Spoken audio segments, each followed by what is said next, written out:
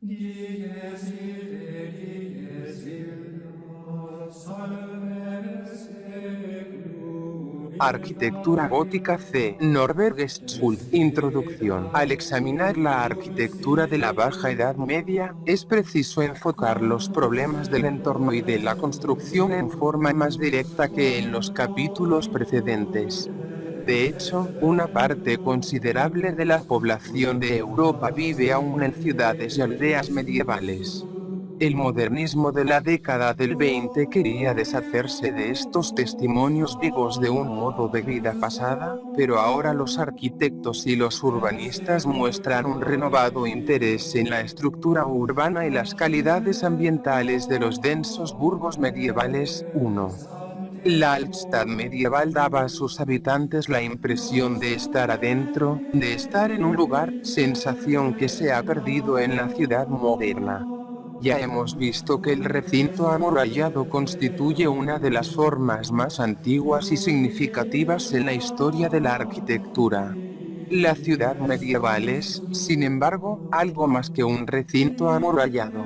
Su interioridad es comparable con el espacio espiritualizado de la iglesia paleocristiana. Podría decirse que el significado existencial concretado por la iglesia se ha extendido a todo el hábitat. Y la posición central y dominante ocupada por la iglesia subraya este hecho, puesto que el carácter del burgo medieval puede interpretarse como una prolongación del carácter del interior de la iglesia, existe ya un nuevo tipo de relación entre la iglesia y su entorno. Mientras que el exterior de la iglesia paleocristiana era una envolvente circunferente y continua, y la iglesia románica había conservado el carácter de fortaleza. La iglesia gótica se vuelve transparente e interactúa con el ambiente.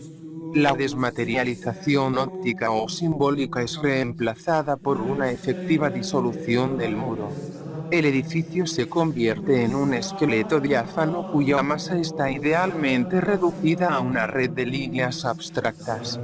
La iglesia medieval no es ya un refugio, sino que se comunica con una totalidad más vasta y funciona como centro de un organismo espacial significativo. Se ha dicho que la catedral gótica fue construida a pesar de la piedra, observación que confirma que en verdad representaba una imagen celestial que, a través de su estructura abierta, se transmitía a todo el asentamiento urbano. Al mismo tiempo, su transparencia ofrecía una nueva interpretación del simbolismo cristiano de la luz.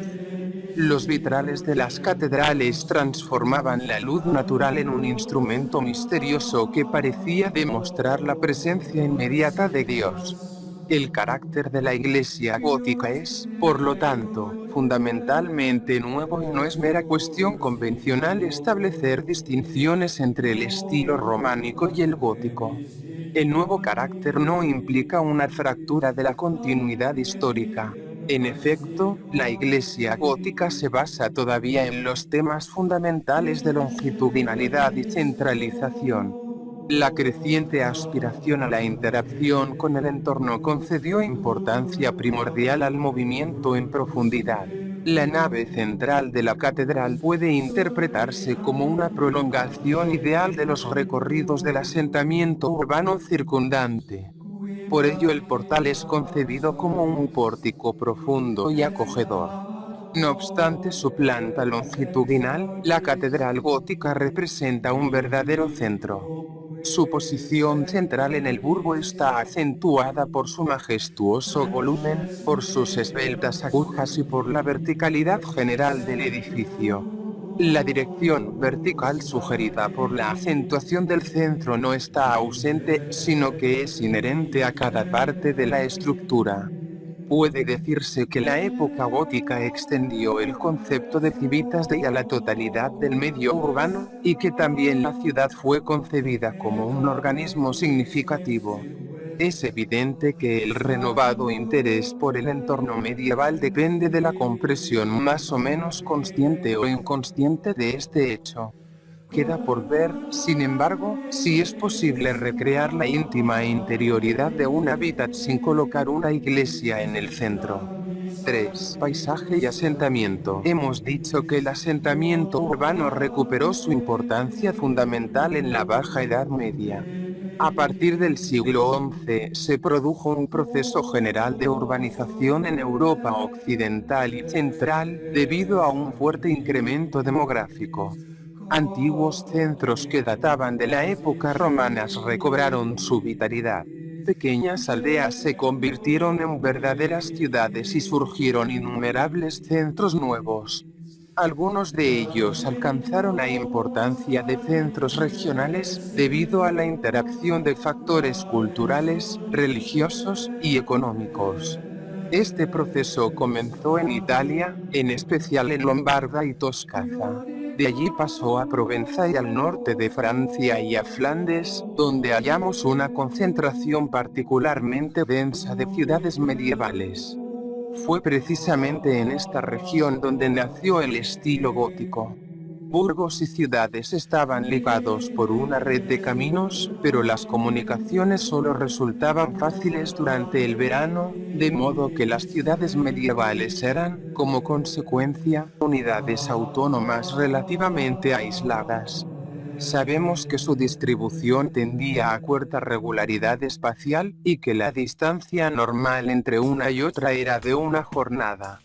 Quedan por investigarse todavía las relaciones más estrechas entre factores naturales y culturales en la elección de la localización. 4. Aparte de sus dimensiones diferentes, las ciudades medievales poseían algunas características básicas comunes. En general eran amuralladas, poseían una gran densidad y estaban íntima y funcionalmente diferenciadas. Este último aspecto se refiere, por ejemplo, a la especialización de calles y barrios destinados a los distintos tipos de artesanado. Incluso en los centros mayores, las plazas estaban destinadas a funciones especiales. Particularmente significativa era la muralla, que ofrecía la protección necesaria para hacer que la ciudad funcionara, sea como contenedor, sea como imán, para usar los términos de Lewis Mumford. Así, la ciudad se convirtió en un lugar donde podía desarrollarse una auténtica vida comunal. En otras palabras, la fraternidad del monasterio se extendió a una unidad social más vasta. El burgo medieval puede compararse con un organismo vivo, en el cual la muralla representa el caparazón resistente, en tanto que la iglesia constituye el delicado núcleo. Entre el caparazón y el núcleo están las viviendas, que representan un carácter intermedio. Empero, la muralla más que un medio de protección era el símbolo de la civitas, una zona regida por la ley, el orden y la seguridad. Dentro de las civitas, el hombre era libre. 5. El simbolismo de la muralla resucita importantes conceptos más antiguos, y se ha observado que la planimetría de las ciudades góticas seguía el antiguo principio de la división en 4 partes por medio de 2 calles principales que se cortan en ángulo recto. En el centro, cerca del cruce principal, estaban el mercado, la iglesia y el ayuntamiento. En muchos burgos, el ayuntamiento equiparaba a la iglesia como expresión de la libertad de los burgueses. En efecto, durante el siglo XIII, la constitución de muchas ciudades, especialmente en Italia, se desarrolló hacia una democracia efectiva. Vemos, así, que el deseo consciente de orden había llevado al resurgimiento de los principios romanos de organización. En el burgo medieval se combinó la planta cuatripartita con el concepto cristiano de interioridad, dando como resultado un ambiente urbano estructurado y al mismo tiempo, íntimo. La planta cuatripartita fue empleada indistintamente en ciudades con perímetro cuadrado, rectangular, circular o irregular. Las ciudades francesas son por lo común rectangulares, en tanto que las de Alemania Oriental son circulares. Los centros aparentemente irregulares y pintorescos de la Baja Edad Media se basaban en principios simbólicos de organización. La planta cuatripartita indica claramente que la ciudad era concebida como representación de un cosmos organizado, donde la vida podía desarrollarse de un modo igualmente ordenado. A decir verdad, todo el mundo medieval era imaginado como una ciudad cuatripartita, en la que Jerusalén y Roma formaban un doble centro. Esta imagen se concretaba, inclusive, en niveles ambientales más restringidos. A comienzos del siglo XII Irlanda estaba dividida en 4 provincias, y el Imperio Germánico tenía 4 ángulos definidos, 7. Revivía así el antiguo simbolismo de los puntos cardinales. El edificio. Con el desarrollo del urbanismo, la catedral se convirtió en el tema edilicio más importante. Su función básica consistía en mostrar y explicar el significado de la organización cósmica medieval. Para alcanzar este fin, la arquitectura, la escultura y la pintura contribuyeron para producir una obra de arte total, Gesamtkunstwerk, que sigue siendo uno de los máximos logros en la historia de la humanidad. La planta de la catedral gótica se basa en la de las principales iglesias románicas maduras. En algunas volvemos a encontrar naves laterales dobles, el crucero y el presbiterio circundado por deambulatorio y por capillas radiales, pero el organismo románico ha sido transformado de un modo particular. Se advierte inmediatamente a búsqueda de integración especial y formal, y una interpretación radicalmente nueva del muro y de la bóveda. La integración espacial y formal implica la relativa pérdida de independencia de las diversas partes de la iglesia románica. Las torres quedan absorbidas por una verticalidad general que caracteriza a todo el edificio. A menudo, las torres proyectadas quedan en el estadio de torsos. La nave central se acorta, la proyección del crucero es menos evidente y el coro más amplio. En Chartres y Amiens, por ejemplo, el crucero está situado casi en el centro del eje longitudinal. La introducción de la bóveda nervada hace posible una total integración geométrica de los diferentes elementos de la planta. Observando, por ejemplo, Notre Dame de París, notamos que está compuesta por un número delimitado de unidades equivalentes. En general, la planta de la catedral es una combinación ideal de unidad y diferenciación, y logra una síntesis total de los diversos temas espaciales de la arquitectura eclesiástica paleocristiana y románica. La catedral de Amiens, por ejemplo, une el movimiento longitudinal con una expresión singular de expansión horizontal y aspiración trascendente. Como el Santiago de Compostela, recorrido y centro se combinan en una síntesis formal, pero esta unidad revela una nueva seguridad. Podría decirse que el peregrinaje se ha vuelto innecesario, porque Dios está presente aquí y ahora. El exterior de la catedral ha perdido todo vestigio de recinto macizo. La arquitectura gótica clásica separa el volumen interior del espacio exterior, pero quiere que aquel se proyecte, por así decir, a través de la estructura envolvente. 9. El exterior es el resultado del deseo de transmitir al ambiente circundante el espacio espiritualizado del interior. El significado de la Iglesia ha dejado de ser cerrado en sí mismo y se ha convertido en parte integrante del entorno.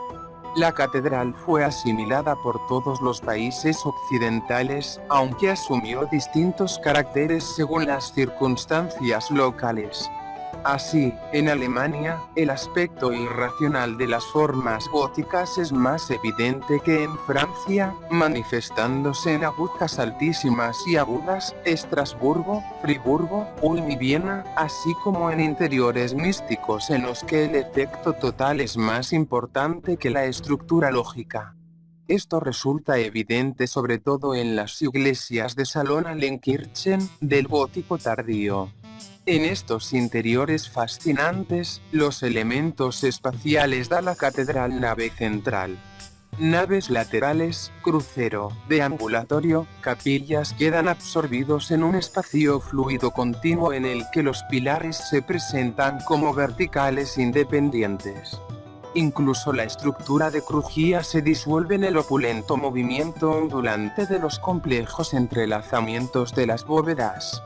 En los casos más avanzados, como en la iglesia de Most, en Bohemia, el espacio está rodeado por una envolvente neutra continua que recuerda el exterior de las iglesias paleocristianas. Las iglesias de salón representan una nueva interpretación de la original interioridad cristiana. Pertenecen a una época en que la expansión de la civilización medieval se había detenido como consecuencia de las epidemias, de las divisiones internas y de las amenazas externas. En ese momento el hombre se vuelca hacia un misticismo introvertido y edifica iglesias en las que la desmaterialización óptica de la arquitectura paleocristiana es sustituida por la estructura irracional. Articulación. El fenómeno fundamental de la arquitectura gótica es la nueva interpretación del muro y de la bóveda, mientras que para Paul Frank el estilo gótico nació cuando se añadieron nervaduras diagonales a la bóveda de la arista. 10 Para Hans Hansen es capital la importancia del muro diáfano. 11 Pero es inútil tratar de determinar cuál de los dos elementos apareció primero, puesto que la bóveda nervada y el muro diáfano no son sino dos aspectos del mismo esquema total.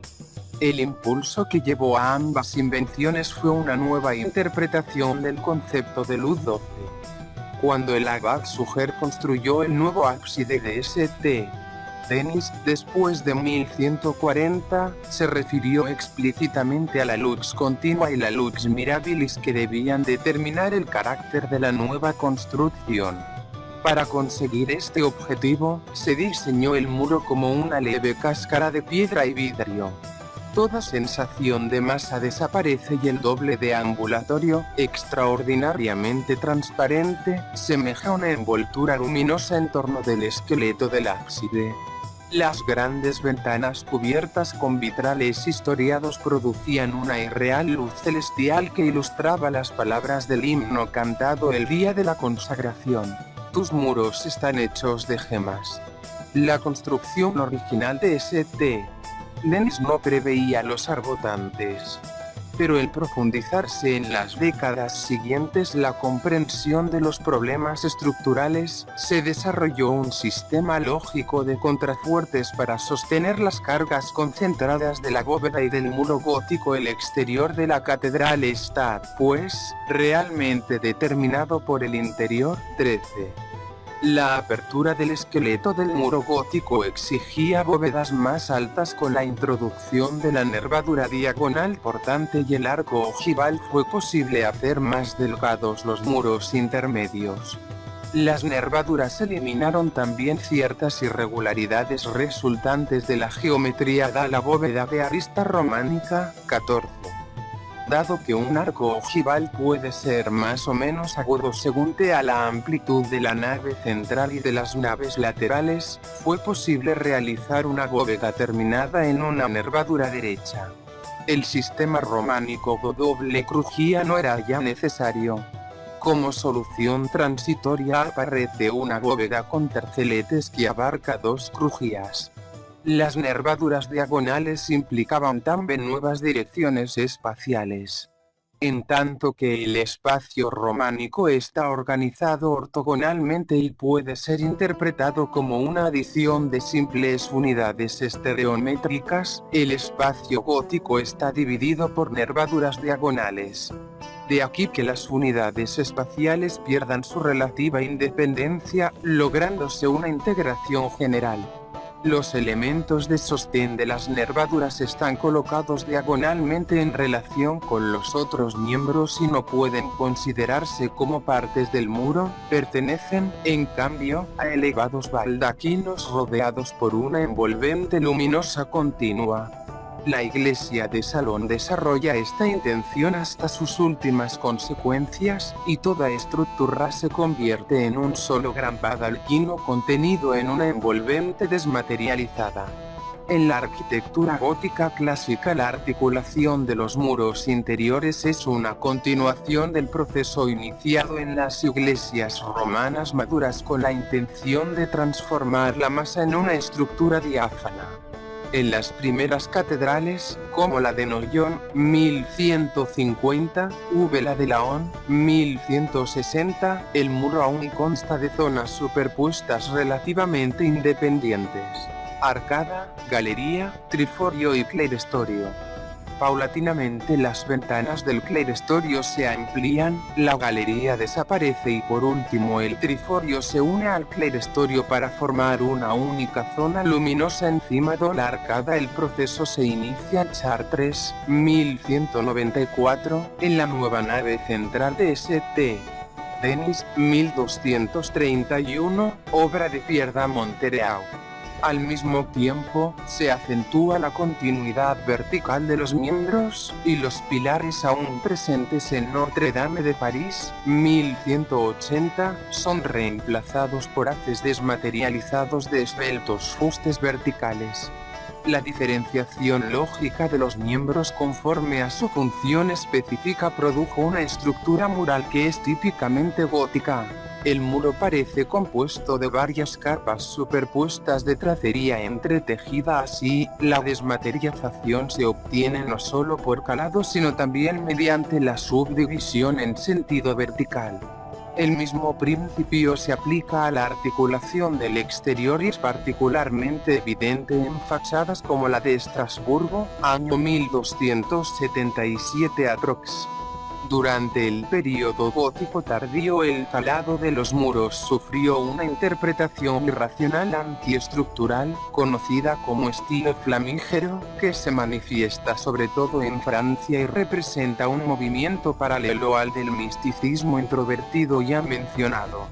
Reims. La catedral de Reims no representa, por cierto, la solución más madura entre las grandes catedrales francesas, pero posee una singular integridad de estilo y un agradable dominio de las proporciones y de los detalles que la hacen merecedora de su título de reina entre las iglesias francesas. La construcción se inició en 1211, siendo probablemente Jean d'Orbais el arquitecto. 11 Las torres gemelas de la fachada occidental no se terminaron nunca. Tampoco se construyeron las otras torres proyectadas inicialmente sobre el transepto y sobre el crucero. El edificio se presenta, pues, como un volumen alto y unitario. Difícil resulta hallar otra obra en que la articulación exterior sea tan uniforme como en Reims. Si bien la construcción duró varias décadas, el edificio da la impresión de haber sido hecho de una sola vez. Esto se debe no solo a la repetición de arbotantes similares alrededor de todo el edificio, sino también a la repetición de motivos decorativos tales como los tabernáculos que contienen estatuas de ángeles y que coronan los contrafuertes. Además, la continuidad está subrayada por una arcada que corre a lo largo de la nave y alrededor del presbiterio. Aparece como una reducción de la Gran Galería Real sobre el frente occidental, la cual unifica con suma eficacia la composición tripartita. Gracias a los tres portales profundamente retirados y a la gran roseta, la fachada posee una vigorosa cualidad espacial. Representa una transición entre el exterior y el interior, un nexo entre la tierra y el cielo. La composición de la fachada es nítida e infunde una sensación de proporciones armoniosas, a pesar de la complejidad de sus partes integrantes. El interior posee una majestuosa simplicidad, pero no se trata de la simplicidad de la arquitectura primitiva. Aquí es el resultado de una compleja articulación que ha dado a cada parte la posición, la forma y la dimensión exactas. El efecto final, tan convincente, se logra a pesar de una planta algo irregular y anticuada.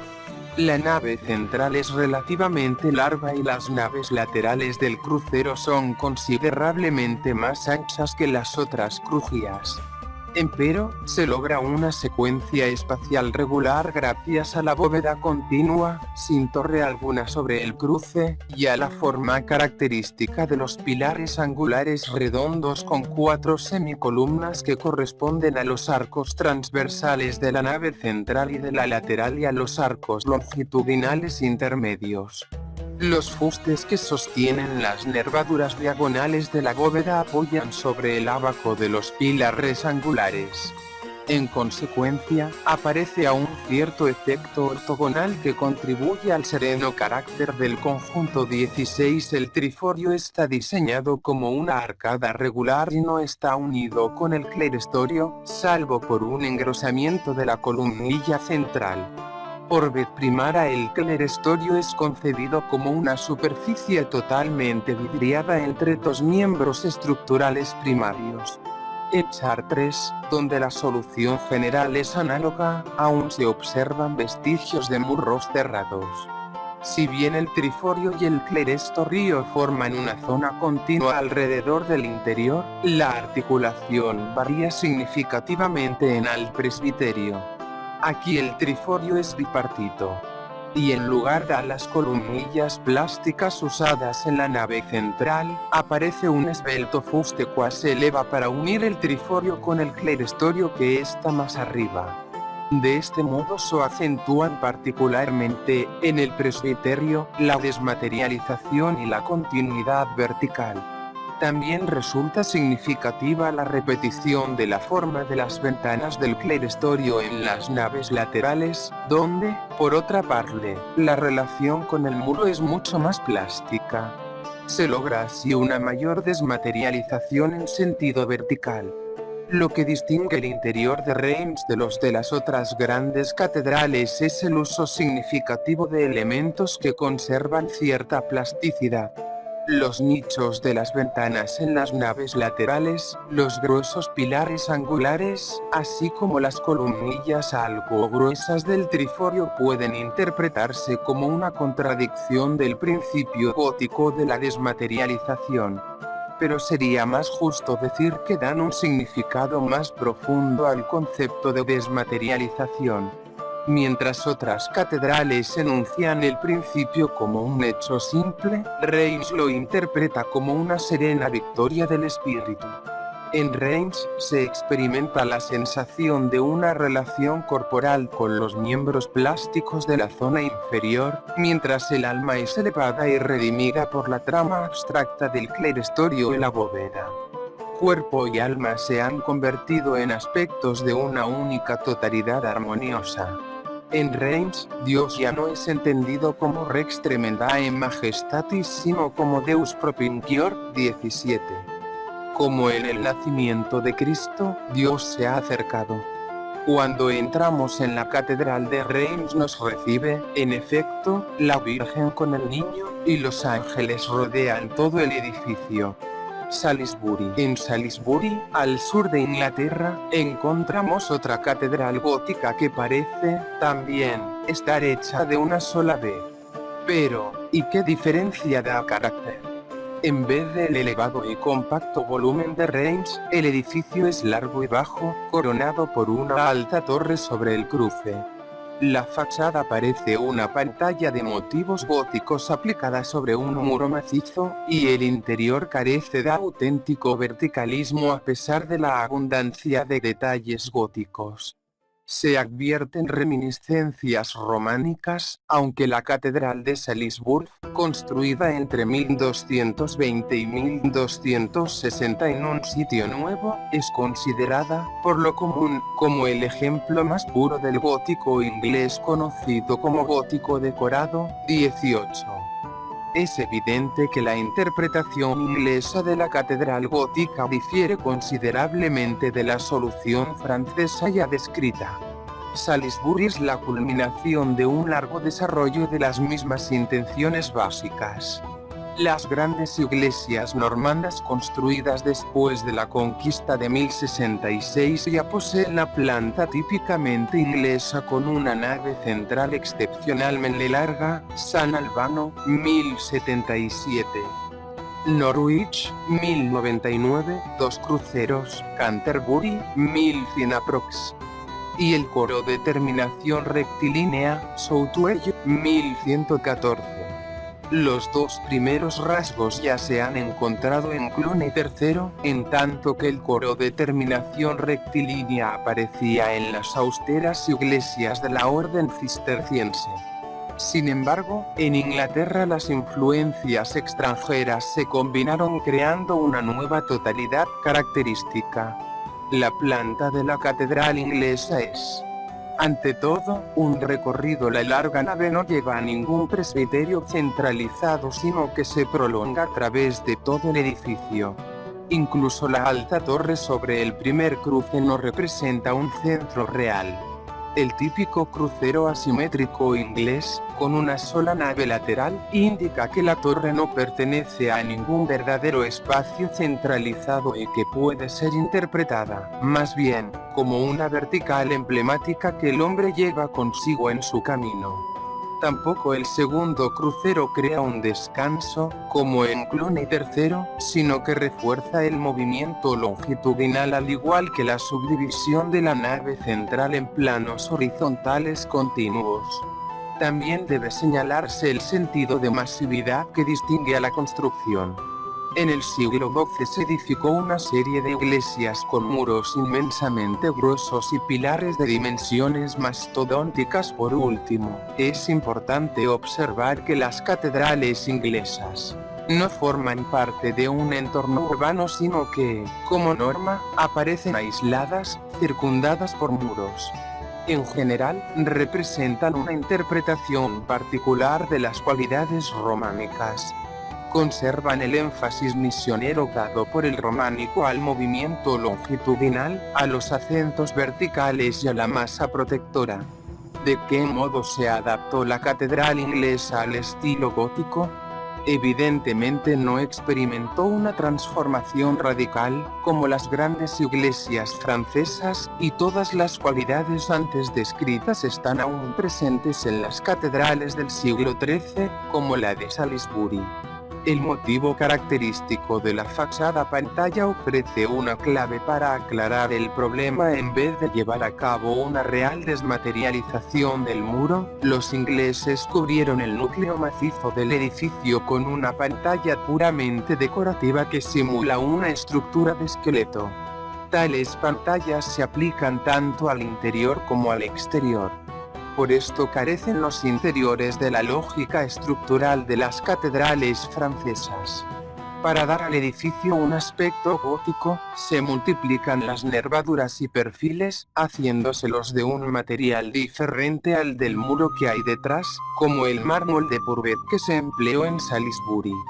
Pero el muro macizo sigue existiendo y sigue siendo la verdadera sustancia del edificio, haciendo aparecer a las formas góticas como motivos emblemáticos puros. Solo hacia el fin del período asumió la pantalla la jerarquía de estructura independiente, y entonces se levantaron algunos edificios perpendiculares que son plenamente góticos y auténticamente ingleses.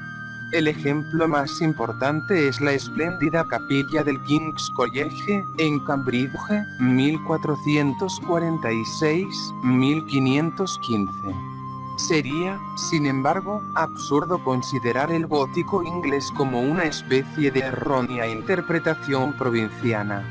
Franklin introduce la expresión algo paradójica de horizontalismo gótico para describir el interior de Salisbury 19 y en efecto, el rápido movimiento horizontal es una cualidad básica de las catedrales inglesas. Como si la nueva seguridad espiritual que brindó el estilo gótico hubiera transformado el ritmo severo del recorrido románico en una dinámica conquista terrenal. Ahora, el desarrollo de la arquitectura gótica llegó a una espléndida culminación con las iglesias aula de Europa Central. A menudo se usa el término Sondergotik, gótico especial, para indicar su carácter peculiar, aunque suelen considerarse las de salón. Las iglesias aula son de construcción longitudinal, derivan del estilo nórdico y, por lo común, son rectangulares.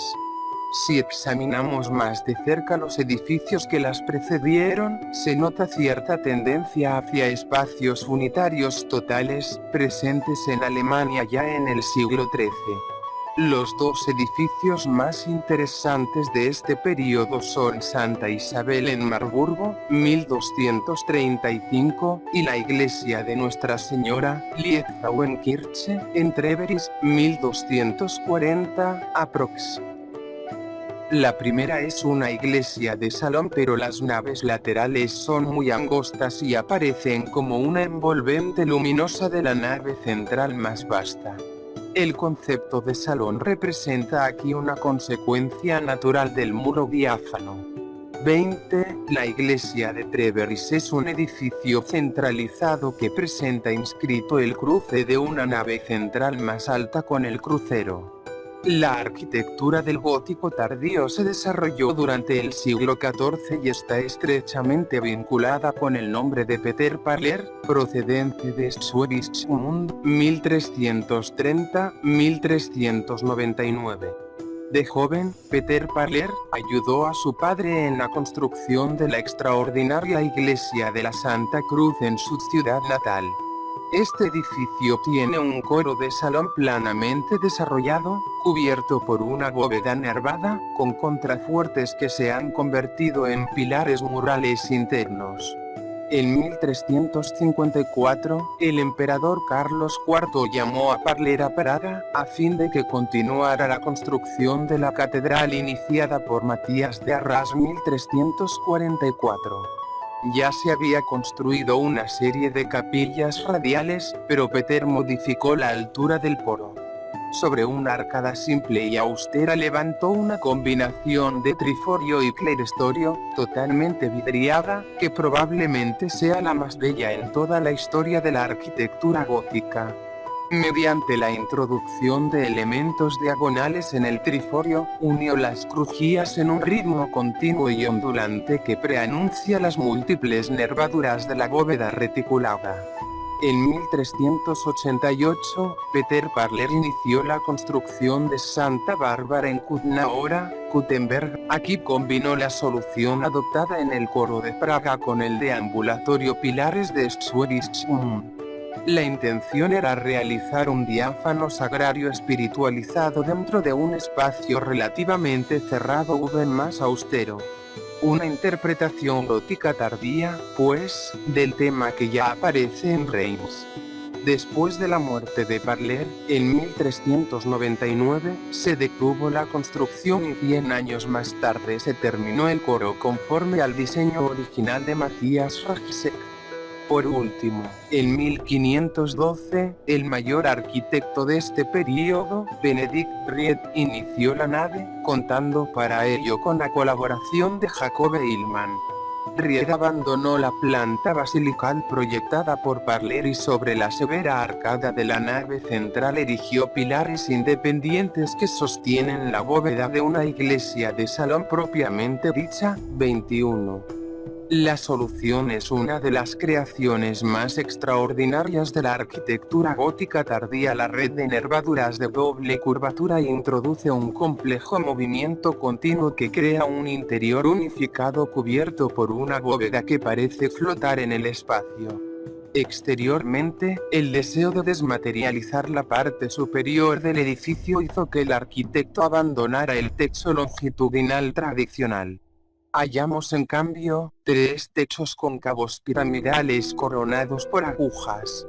Esta original solución le confiere a la iglesia un típico sabor bohemio y representa la última variación creadora en el tema del verticalismo gótico. 22.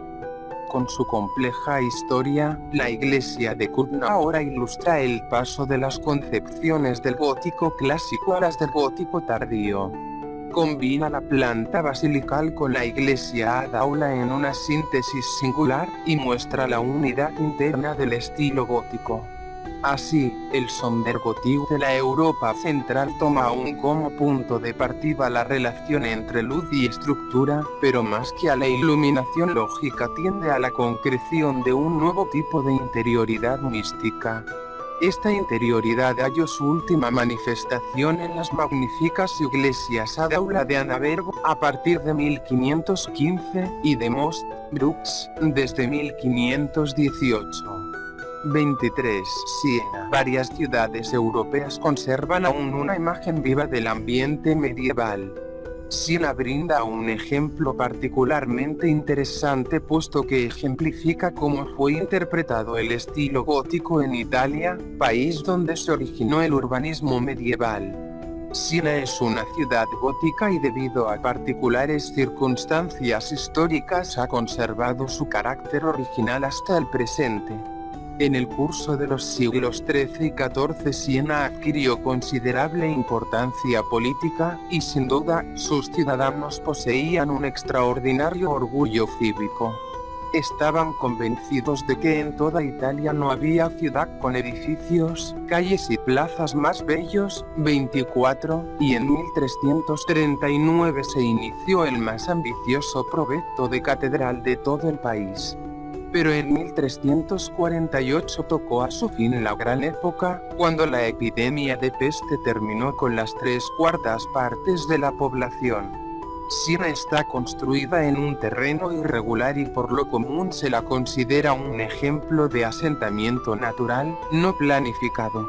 Pero dado que la ciudad poseía el más perfecto código edilicio de la Edad Media, debemos pensar que la planificación habría desempeñado un papel importante en la creación de un paisaje urbano tan armonioso. Siena contaba incluso con una oficina para el embellecimiento de la ciudad. Los ufficiali de giornato controlaban cada calle y cada casa y hacían respetar los reglamentos y el orden. En 1297, por ejemplo, se dispuso que todas las casas que enfrentaban la plaza principal tuvieran las mismas ventanas. 25. El paisaje urbano de Siena está, pues, indudablemente basado en un concepto de orden, ya que no presenta una planta organizada geométricamente. Siena está edificada sobre 3 colinas que se unen en un nodo central, formando un sistema de picos en forma de Y. Las calles longitudinales hacen visible este esquema y describen los recorridos que vinculan a Siena con el norte, Florencia, con el sur, Roma, y con el oeste, el mar. Profundos valles verdes estructuran el paisaje entre los picos habitados.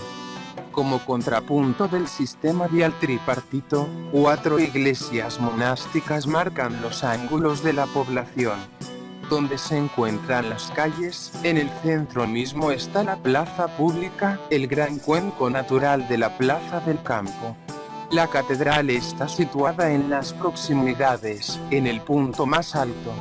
Ambas situaciones tienen un significado que se capta de inmediato. La plaza está en el punto de máximo movimiento, pero separada de las calles como un lugar cerrado y, cerca de ella, la catedral que domina todo. Las calles principales poseen una continuidad enérgicamente acentuada, que expresa su carácter público, en tanto que las calles secundarias privadas forman un sistema subordinado e irregular. Todo el entorno está unificado mediante el uso general del ladrillo como principal material de construcción, así como mediante una articulación uniforme, aunque variada. Las murallas de la ciudad resultan de importancia secundaria debido a la irregularidad del terreno. Sin duda los sieneses de la Edad Media tenían razón al considerar a su campo como una de las más espléndidas plazas por entonces existentes. Su forma cóncava natural está circunscrita por la secuencia continua de las fachadas, y un sistema de líneas en el abanico en el pavimento concentra el espacio sobre el Palacio Público o Ayuntamiento. 1298. Este palacio se presenta como una pantalla más que como un volumen, y sus ventanas góticas tripartitas establecen el tema básico para la articulación mural de toda la plaza. Lo corona una torre sumamente alta que es visible desde lejos y expresa el carácter de comuna democrática de la ciudad. Así, en Siena, los edificios separados no se presentan como volúmenes distintos, el carácter figurativo es asumido por los espacios que crean una interioridad general. Sin embargo, las principales iglesias son volúmenes plásticos y la cúpula y el campanario de la catedral rivalizan con la torre del palacio en la catedral, construida después de 1230. Los motivos góticos de las casas aparecen concentrados y explicados. La planta constituye una curiosa variación de la basílica cruciforme con un coro cisterciense de terminación rectilínea y una cúpula octogonal inscrita. Todo el interior está revestido con mármol negro y blanco en franjas horizontales, lo que produce un vibrante efecto de desmaterialización. La parte más importante del edificio es el primer orden de la fachada, Giovanni Pisano, 1248-1296, en el que las formas se disuelven en un juego de luz y sombras. La concepción del espacio y su evolución histórica. Las intenciones de la arquitectura cristiana alcanzaron en el estilo gótico su expresión más depurada. El espacio espiritualizado imaginado por la arquitectura paleocristiana se había convertido, finalmente, en una presencia inmediata y concreta. Desde el comienzo mismo, la luz es el símbolo fundamental del espacio cristiano. Por ello, el carácter del espacio está determinado, ante todo, por la interacción entre la luz y el elemento material, la masa. Como elemento espiritual, la luz transforma la materia natural y antropomórfica. Ilumina las cosas de nuestro mundo cotidiano y les da un nuevo sentido. Hemos denominado desmaterialización al aspecto arquitectónico de este proceso. Esta desmaterialización es siempre una función de la luz y no debe confundirse con la desmaterialización meramente técnica de la moderna estructura de esqueleto.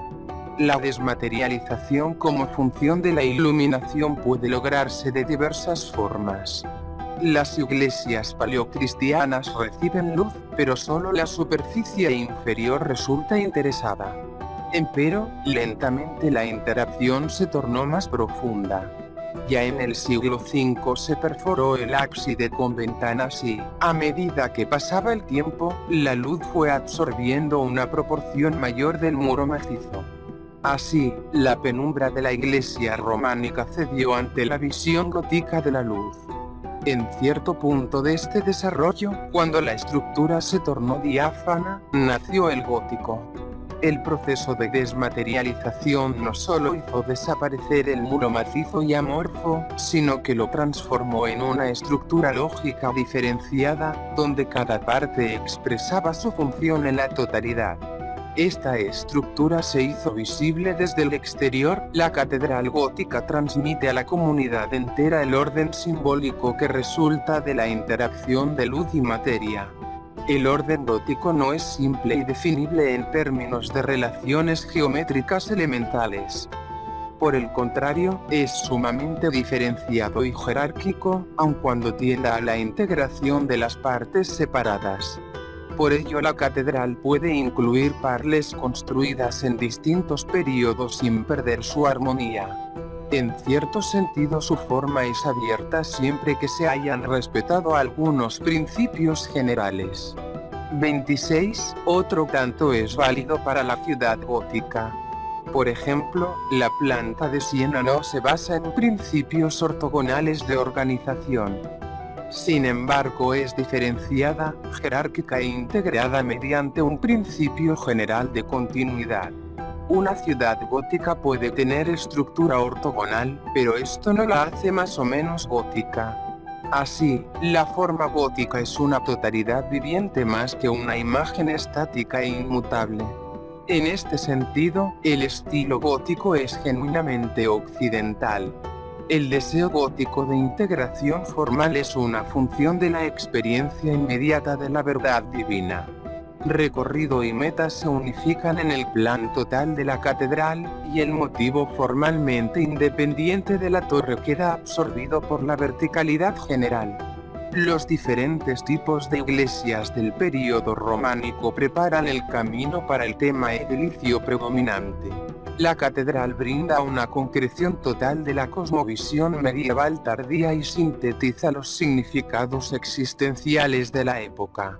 La catedral expresa la idea de que la cristiandad ya no está en camino, sino que ha alcanzado su meta y siente la Civitas Dei como un hecho consumado. El desarrollo de la catedral es uno de los grandes temas en la historia de la arquitectura occidental y sus problemas básicos han sido interpretados por Frankl, Hansen, Segelmaier y Panofsky. Tuvo como escenario la isla de Francia en un lapso de 100 años, y la iglesia de St. Denis marca tanto el comienzo como la culminación del proceso. Desde el coro de Suger hasta la nave de Pierre de Montereau puede seguirse el desarrollo en que cada arquitecto toma como modelo a su predecesor. No se actúa ya por capricho arbitrario, cada obra representa una interpretación de temas comunes y de significados y está consagrada a la gloria de Dios. Significado y arquitectura. En la historia de la cultura occidental, la arquitectura gótica cierra una época que puede denominarse la Edad de la Fe. En el curso de esta época la arquitectura eclesiástica fue de importancia fundamental, y su desarrollo expresa la profundización de la comprensión humana de la revelación divina y de su relación con la vida terrenal. A partir de la intuición general relativamente indiferenciada representada por la Iglesia paleocristiana, se llega al sistema altamente articulado e iluminador de la catedral gótica. El punto de partida fue la fe y el fin la plena comprensión del significado de la existencia. Esta actitud queda expresada por las famosas palabras de San Anselmo de Canterbury, 1034-1109, Credo ut intelligam creo para entender. Sin acercarse a Dios ninguna comprensión es posible. La arquitectura románica creó los baluartes que necesitaba el hombre para recibir a Dios. Con la catedral gótica, Dios se acercó al hombre. ¿Cómo contribuyó la catedral a que el hombre entendiera el significado de la existencia? Básicamente de dos maneras. En primer término, la catedral era el espejo del mundo. Su programa iconográfico reunía las esferas celestiales y terrenales en un discurso complejo, una Biblia pauperum que enseñó al analfabeto la historia del mundo desde la creación, los dogmas de la religión, los ejemplos de los santos, la jerarquía de las virtudes, el repertorio de las ciencias, de las artes y de los oficios. Las incontables estatuas, sabiamente dispuestas, eran un símbolo del maravilloso orden que gracias al genio de Santo Tomás de Aquino reinaba en el mundo del pensamiento. Por medio del arte, las más elevadas concepciones de los teólogos y de los eruditos penetraron hasta cierto punto en las mentes de los seres más simples. 27. En segundo lugar, la propia arquitectura representaba una manifestación del ordenado cosmos cristiano. Según Santo Tomás, la doctrina sagrada hace uso de la razón humana, no para demostrar la fe sino para dejar claro todo lo que te expone en dicha doctrina. 28. En la filosofía escolástica, la estructura del cosmos se aclaraba mediante una articulación sistemática. El todo se dividía en partes que a su vez podían dividirse en partes más pequeñas. Las partes, en miembros, cuestiones o distinciones, y estas en artículos 29. Panofsky ha demostrado de manera convincente que la catedral gótica estaba organizada de modo análogo. Esto fue posible porque la articulación arquitectónica, al igual que la razón, tenía el poder de atar y desatar. La subdivisión sistemática en partes, sin perder la visión del todo, produjo un esclarecimiento correlativo a los propósitos de la filosofía escolástica. Así, la iluminación gótica significa algo más que la presencia de la luz divina. Implica esclarecimiento y comprensión y se concreta en formas arquitectónicas como una estructura lógica resultante de la interacción entre la luz y el elemento material. La forma de la catedral gótica puede, pues, ser definida con justicia como materia espiritualizada. En la iglesia de Salón del Gótico tardío, la estructura lógica abierta de la catedral fue sustituida por una cáscara envolvente que circunscribía un interior a menudo exuberantemente pictórico y aparentemente ilimitado. 30. Así, el racionalismo gótico concluye un nuevo misticismo. Debido a su lógica visual, la catedral era una imagen del orden cósmico. En el sistema religioso de la Edad Media, tal como lo estableció la escolástica, cada realidad tiene su puesto determinado y su valor depende tanto de ese puesto como de la distancia mayor o menor que separa al ser de la causa suprema. 30. Así, el hombre solo era concebido como un fragmento de la creación total y para encontrar la totalidad que no poseía debía aceptar su puesto dentro del reino de Dios. Para alcanzar esta meta la fe debía preceder a la razón, y se imponía una actitud de humildad. Por lo tanto, la catedral no solo manifiesta concretamente la razón de Santo Tomás de Aquino, sino también la virtud de San Francisco de Asís, 1182-1226. Dios se ha acercado no solo para iluminar al hombre, sino para dar a su existencia el significado del amor y la caridad. De la catedral, los significados existenciales del cristianismo se transmitieron al medio humano en su totalidad, y la ciudad se convirtió en el lugar donde el cosmos medieval se manifestaba como una realidad viva.